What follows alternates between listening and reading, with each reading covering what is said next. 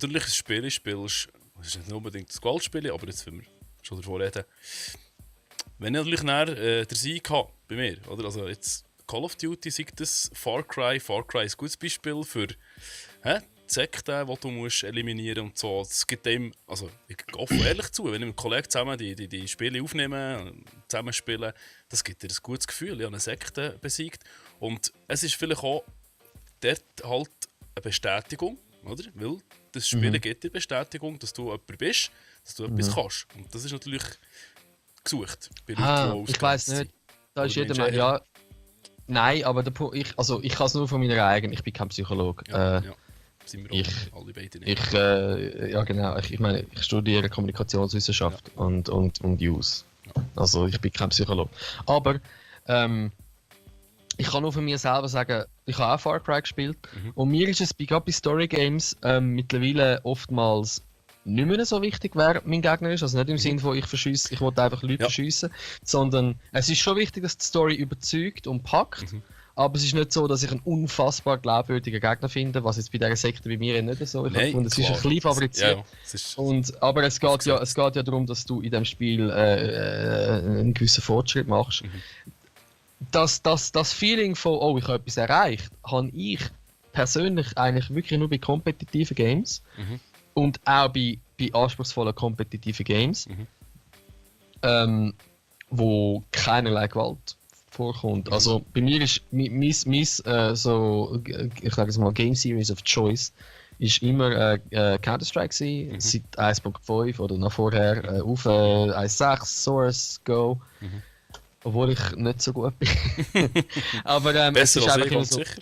Und wenn ich dort gewonnen habe, dann habe ich wirklich das Gefühl gehabt, so, yes, jetzt habe ich gewonnen. Ja. Ich habe gegen andere Spieler gewonnen. Ich habe in etwas, wo sie auch taktisch vorgehen, sich lange überlegen, wie sie es machen. Wo sie wollen gewinnen, habe ich gewonnen. Und das gibt dann natürlich schon einen Moment von hey wow, oder? Ich habe etwas erreicht. Ich habe jetzt letztes ein Spiel gespielt, das heißt Golfing Over It. Es gibt, ich weiß nicht, ob du Getting Over It kennst. Es gehört, aber jetzt geht's gespielt. Also ganz kurz, Getting Over It ist ein sogenanntes B-Game, kommt von B-Movie und es ist nur zusammengebaut schnell in Unity und es ist mit Presets und Materials, die schon in der wo schon irgendwie im Programm drin sind. Und es geht effektiv darum, dass du ein Typ bist, bei Getting Over It, in einem Kessel mit einem Hammer und den kannst du mit der Maus schwingen in alle Richtungen. Und genau. Und dann einhängen, genau, habe ich schon gesehen. Ja, genau. Klettern, und wenn du einen Fehler machst, irgendwo gehst du runter und dann fängst du von vorne an. Ja, genau. Und das ist unfassbar frustrierend. Und ich habe jetzt Golfing Over It gespielt und auch dort hat es eine Stimm-Narration vom Macher bei bestimmten Punkten im Game erklärt, warum er es gemacht hat zum Beispiel.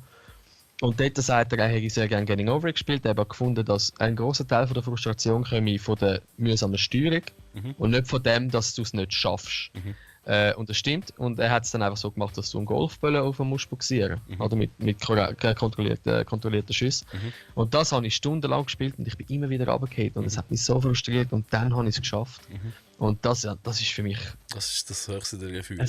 Das ist schon nicht das höchste, aber es war ein schöner Moment gewesen, weil ich habe jetzt so lange an dem gekrampft und ich habe es geschafft. Ja.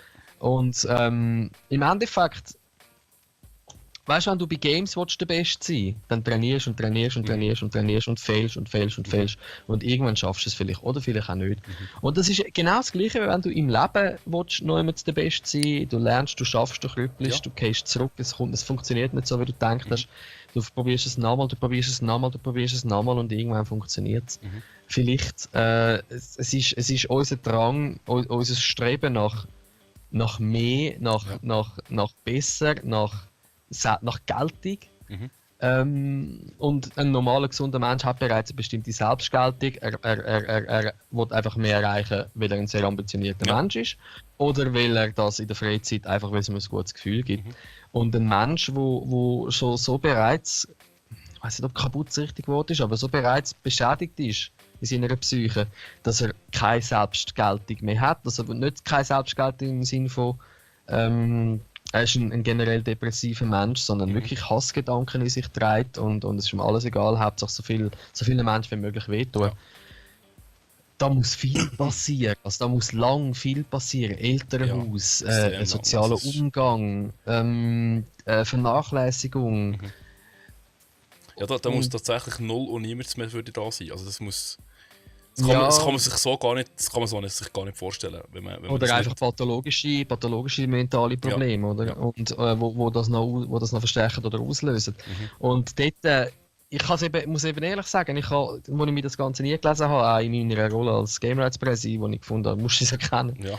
Es hat mich eben recht oft sehr verrückt gemacht, dass man in meinen Augen so eine Dreistigkeit, so eine Ignoranz kann in sich tragen, auch als intelligenter Mensch, wie so gewisse Politiker, die ich gehört habe, dass man so eine Frechheit in sich trägt, dass man sagt, es geht jetzt nicht mal um Games, es könnte jetzt auch Paintball sein von mir aus, ist mir egal, dass man sagt, wir haben die Möglichkeit, und der Politiker war ein Lehrer, der hat sich immer wieder damit ich bin Lehrer, weißt, ich habe mit Kindern zu tun, dass man weiss, wie wichtig das Kindheit und die frühe Jugend für einen Menschen ist und was sozialer Umgang und das Elternhaus alles können, also im Positiven und Negativen, anrichten mit einem Menschen. Und man weiss, wie kaputt das ein Mensch machen kann und wie sehr das ein Mensch in Psychose kann eindrücken kann und alles Mögliche. Und hat dann noch die Galle, also hat dann noch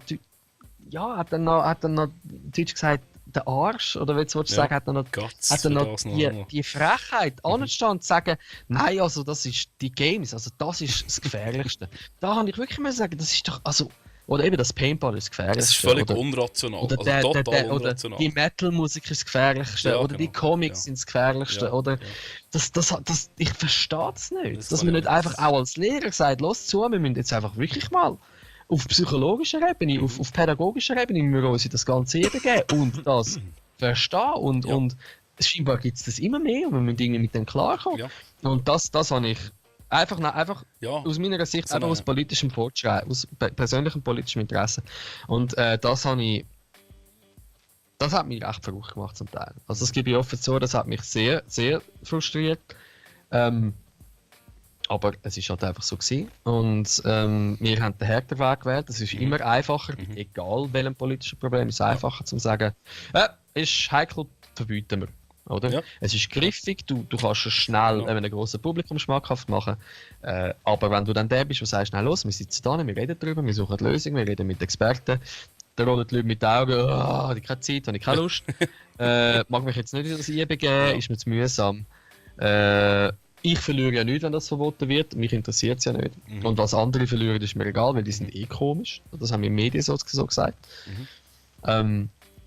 Ich muss eben immer ein bisschen aufpassen, wenn ich über Medien rede, weil es gibt für mich das ist jetzt so ein bisschen off-topic, es gibt für mich einen beschämend starken Influx in den letzten paar Jahren an Verschwörungstheorien.